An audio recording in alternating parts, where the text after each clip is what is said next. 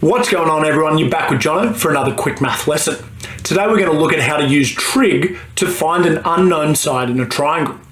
We only have 3 skills that we need to learn in order to do this, and 2 of them we've gone over before. So as long as we can label the sides of a triangle based on the angle of interest, we're more than halfway there. So if you can find O, A and H, or the opposite, adjacent and hypotenuse, you're definitely in the money. From there, if you can relate the 2 sides that we've got to one of the trig ratios, that is our next step, and we don't have to do any maths. Finally, we've just got to be able to get the unknown by itself, and we're going to see it's just going to be a one-step equation, either a multiplication off or a multiply and divide, and that actually is incredibly easy, and we've got a shortcut for it. Remember that the basis for trig is that the ratio, sine, cosine, or tan of the angle of interest is equal to 2 of the side lengths. So for sine, we've got opposite divided by hypotenuse, and that will tell us all the information that we need. Cosine is adjacent over hypotenuse, and tan is opposite over adjacent. Again, I always have SOHCAHTOA written on every trig page that I do, just at the top, just to make sure that I don't forget when I'm going through my work. So for this one here, we need to find out what x is equal to. It's unknown, and there are only these 3 steps that we need to do. So the first thing I want you to do is label the 2 sides that we've been given. Because there's nothing on this side, that's the one we don't label. So I've got the 10 is our longest side, so that's the hypotenuse, and the x is attached to the angle of interest, so it is our A. That is this bit done. Because I've got A and H, if I look at SOHCAHTOA, I know that I've got cosine. So that means my ratio is done as well. So to finish off, I just have to write the equation down. So the cosine of the angle, which is 30 degrees in this example, that has to be equal to A over H, which is x over 10.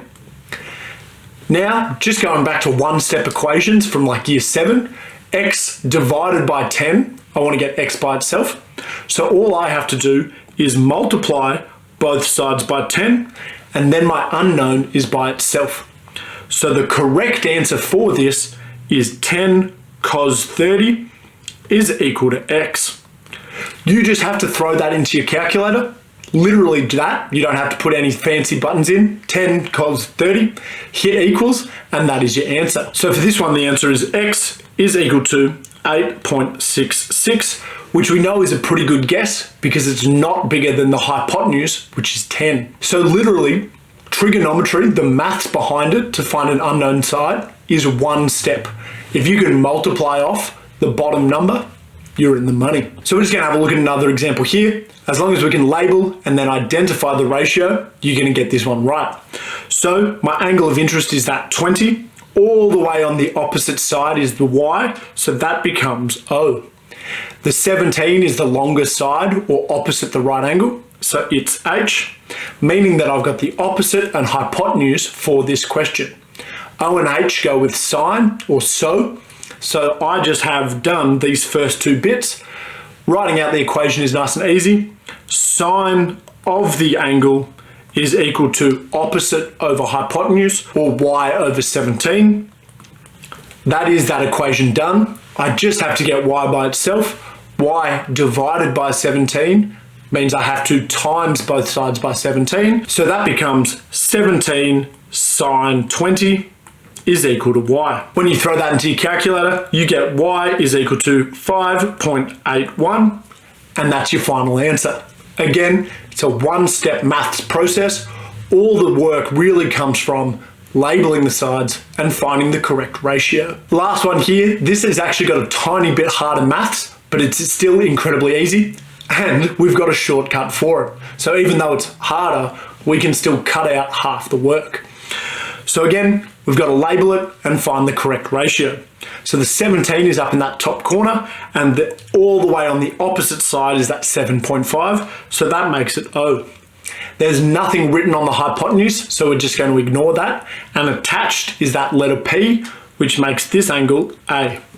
So because I've got opposite and adjacent, the ratio that I have to use is tan. So I've already done the first two bits of getting this right. Writing this out, I've got tan of 17 is equal to opposite, which is 7.5, over the adjacent P.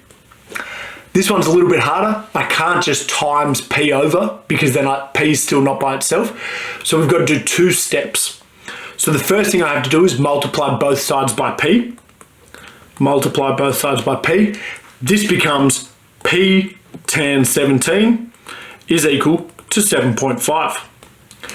P multiplied by tan 17 means that I could just divide off the tan and be left with P by itself. So then I have to divide tan 17 by both sides, which leaves me with P is equal to 7.5 divided by tan 17. And if you just chuck that into your calculator, you get P is equal to 24.53. Something that's really important for this one is you do have to close the bracket at the bottom of the calculator.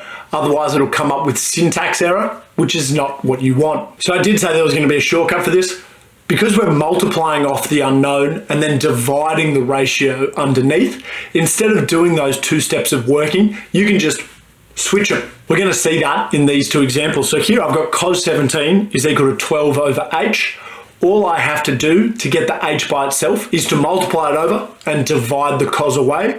So what's left is that h is equal to 12 over cos 17. So I switched the positions of the unknown over to this side and moved the ratio down to the bottom. So instead of writing stuff out every single time, just switch them.